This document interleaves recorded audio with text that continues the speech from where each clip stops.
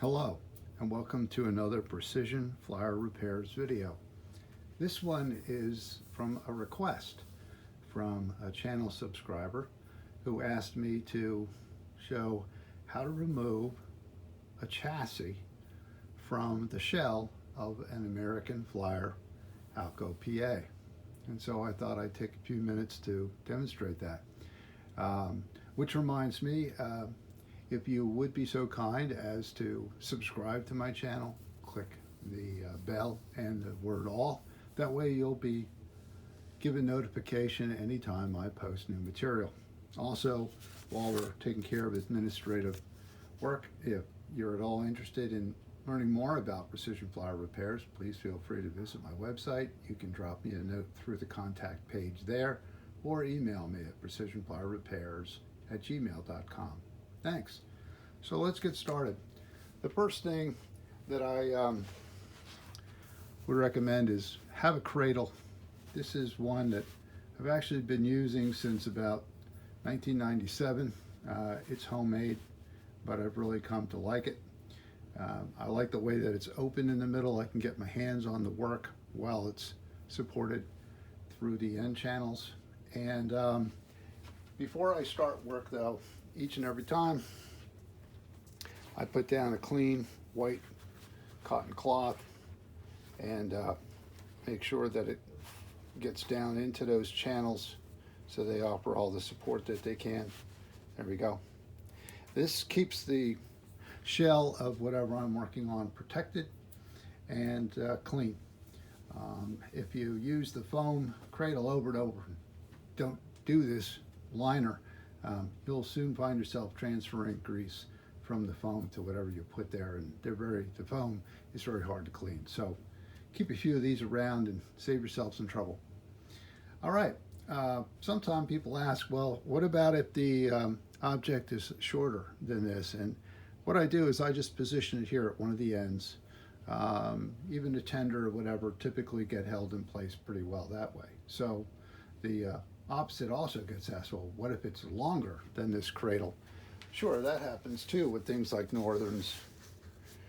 And then I slip in this sleeve, which helps to protect the full length of whatever it is that I have in the cradle at the time, and still allow me to access the work that I need to do. Okay, so that's the starting point, of course. Now, what I'll demonstrate this with is an American Flyer Alco PA 360. This is one that came to me from a customer. It's been gone through. Its axle bushings have all been replaced. Its motors torn down. Everything clean, inspected, and prepped for reassembly, then reassembled. The reverse unit was overhauled and one set of fingers replaced, and I think it's turned out very nicely. And its sister, the 364B unit, came to me, and I've also worked on that along with the air chime whistle or diesel horn actuator. And fortunately, that cylinder came to me dead as a stone. It wouldn't even pass current, but I was able to open it up, perform some work on it, and I've revived it. So he now has a working air chime whistle cylinder and base. So I'll probably show this and its sister when they're finally assembled out on the layout and make a video of the pair of them running together once again. But in the meantime, let's get back on the subject, which is how do you take the chassis of something like this out of its shell? Well, first of all, a 360 does not have any couplers on its side frames. This is a side frame.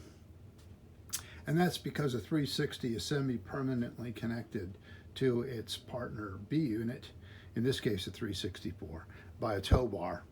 And later models, of course, you'll see a knuckle coupler on this end and an extension off the side frame with the knuckle coupler at the front. But in this case, it's a 360. Now, the removal of the chassis from the shell doesn't really matter what the side frames are. So I just thought I'd point that out in case someone asks where are the couplers. All right, this right now does not have screws in its side frames. I'm just doing that for convenience for this demonstration. Normally there would be a slotted screw here, here, here, here. They're flat heads, so when they screw in, they're flush with the bottom of the side frame and don't interfere with tracker switches or anything like that. And the kind of screw that goes there is a S as in Sam 249. And here's one. This happens to be an original American plier. I don't know if you can see, it's got a slotted head. It's got a flathead configuration, so it's countersunk to fit in flush when you screw it in. This is what I found works best, surprise, surprise, with Gilbert produced Alco PAs and Jeeps and so forth. And I'm making a comment about that because there are also other variations. These originals are getting kind of hard to find. Once again, surprise, surprise.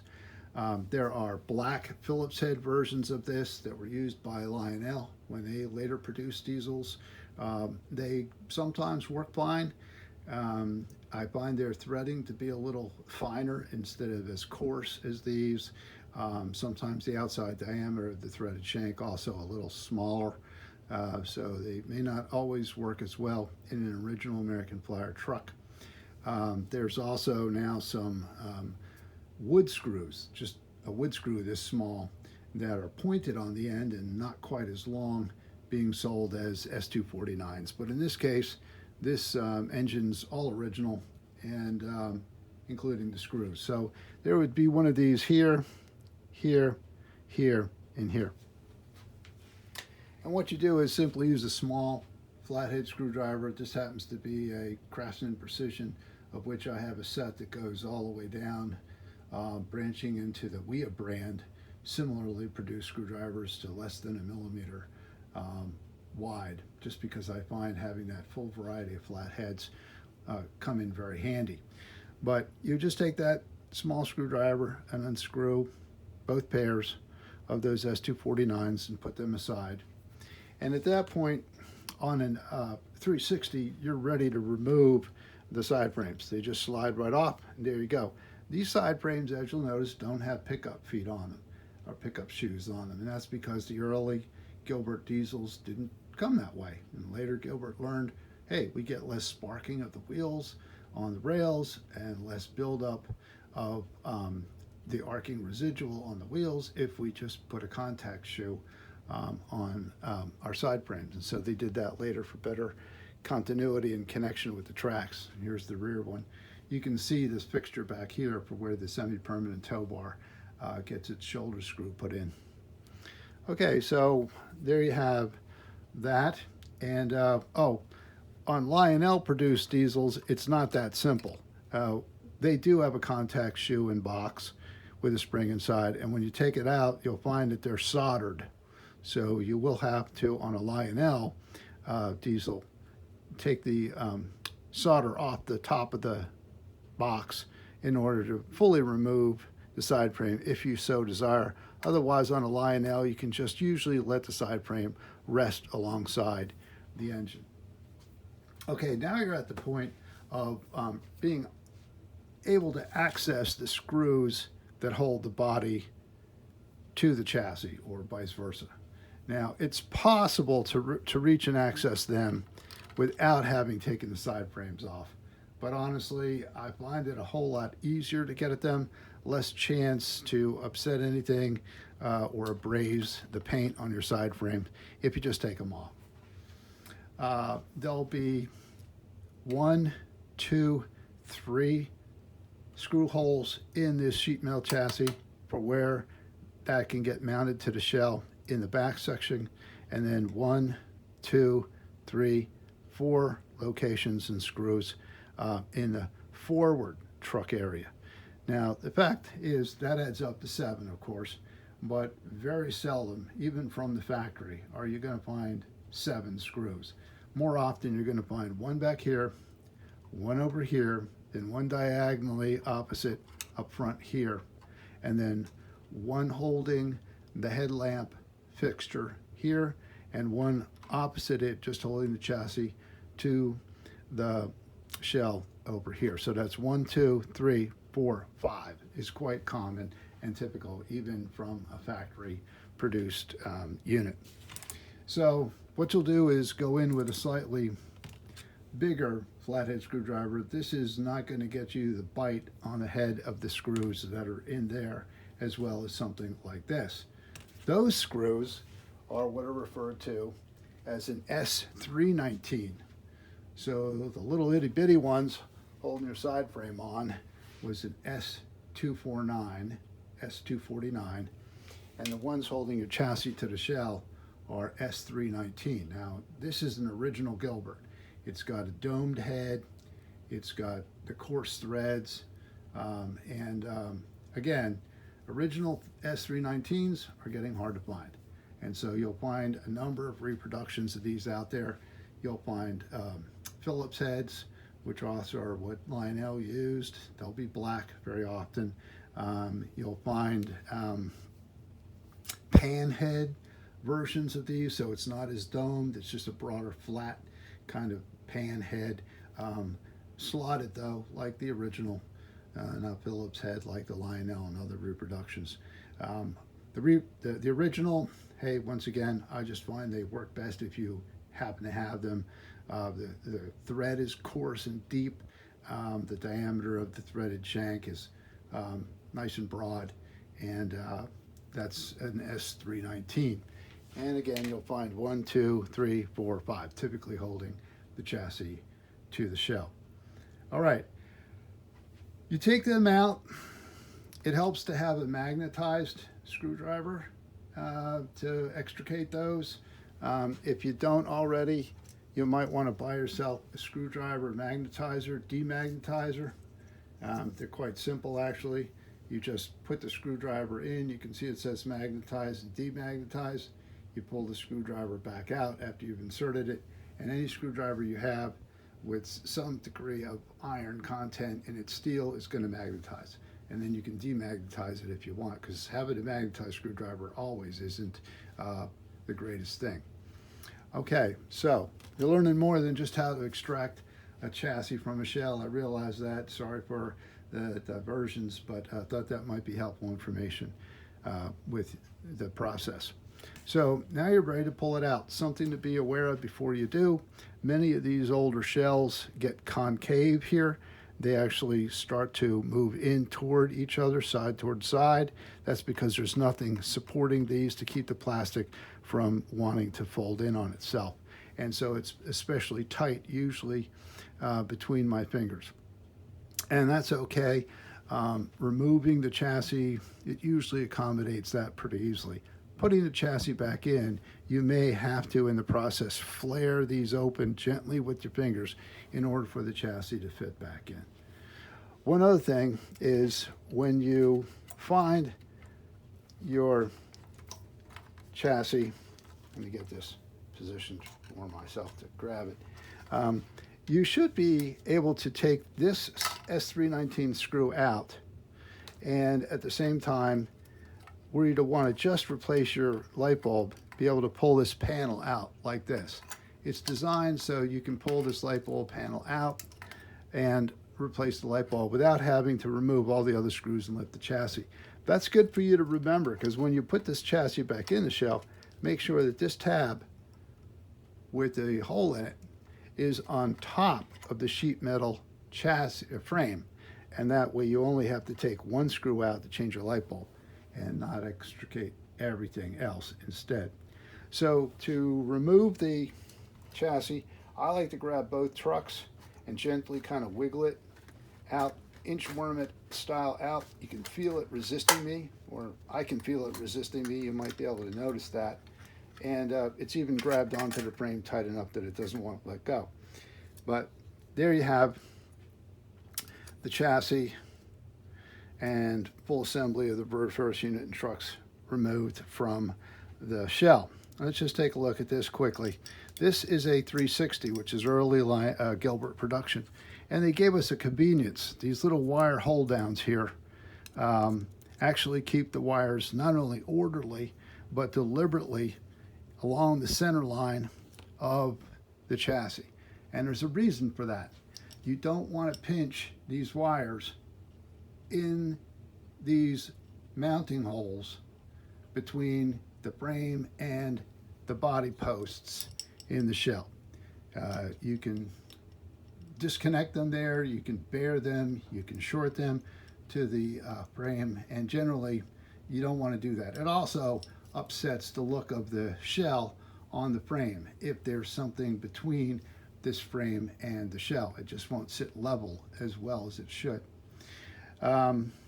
So when you go to put one of these back in, it aids you with these wire guides. But on the later models, they skip this because, hey, it saves them a couple pennies every time they produce one, so why not?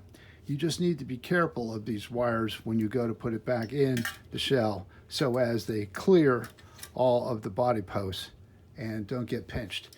You can usually see the wire or somehow feel that this frame is not fitting flush on top of its corresponding body post. So that's an important thing to do when you go to put it back in. Let's take a look at the shell while we have it. This one is in fantastic shape. All the body posts are intact. None of them are cracked. None of them are stripped, and have held up really well, especially since May of 1951. One thing that I forgot to mention, and so I will now, is when I go to remove a chassis from a shell, before I take these screws out, I like to back the screw off a little bit, and again, with a bigger screwdriver than that little one. I like to back it off just a half turn or so and then tighten it up and snug it gently. And that's my test to see if that body post is stripped or not. And that's the first thing I do before I take a screw out, is I actually see if it's in a stripped body post. So just back it off a little bit and then try gently snugging it back up. If it bites and holds, then you're like, that's a good body post, because you may not be able to tell just looking at it later whether it's stripped or not. And so why not test it right there before you go to take the screw out. Now, when you go to put this back in, keep this out toward the center and the wires clear the chain frame, and then you're going to have to maneuver it down into the shell. You can tell already this one's fighting me a little bit because it's stiff, and I'm not going to go through that process now, and take your time up with it. You know what's next. But I did want to show you one other handy tool, and that is if and when you actually have an original S319 with a domed head, and you can use your magnetized screwdriver to take that screw and put it down into the frame if you want. It'll work fine. But there's another tool that I like with these original S319s, and it's a screw guide, and it holds the screw nicely in place with a twist. So you just twist it. See how they're all lined up straight? Okay, well, that's where the slot of the screw goes. And what's cool about this little tool is when you have the screw on those slots, you just push. And then there's a little thing inside that twists into the screw and holds it there. And what's even better is when you go to tighten the screw, and then it'll release the screw automatically. It's not doing it now because it's not screwed in, but when it is screwed in and you get a certain tension on it, this will pop off and free itself off the screw. Or you can just wriggle it a little bit side to side and it undoes itself.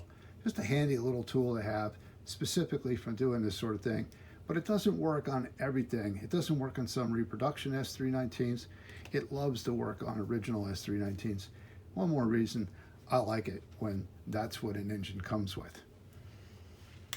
So hopefully that's pretty much everything you might need to know about removing a chassis from an Alco PA shell, and also in putting it back. One other thing, when you do go to put it back, I like to use an alternating tightening pattern, and the rule of thumb of don't tighten any until you can tighten them all. So every screw you put in, don't put in hard. put it in maybe 3/4 of the way. So you'd put in, put in, put in, put in, go back, put in, and all of those would be only 3/4 of the way in. Then you go back and you do all the way in gently, then diagonally, all the way in gently, then diagonally, all the way in gently, and then here. And then you'd go back and you'd start going through the process. That gets you a nice, level, easy set. It also allows everything to kind of settle into position well. Don't screw any down tight until you can screw them all snug. Golden rule. And do it on a diagonal pattern, kind of like you would putting a head back on an automotive engine, that kind of thing. Okay, let's see if there's anything else. There probably is, but at this point, if there is something I missed and you wanted to know, just ask it in the comments section. And once again, thanks so much for watching. I appreciate that. Until next time, be well and have fun running your trains.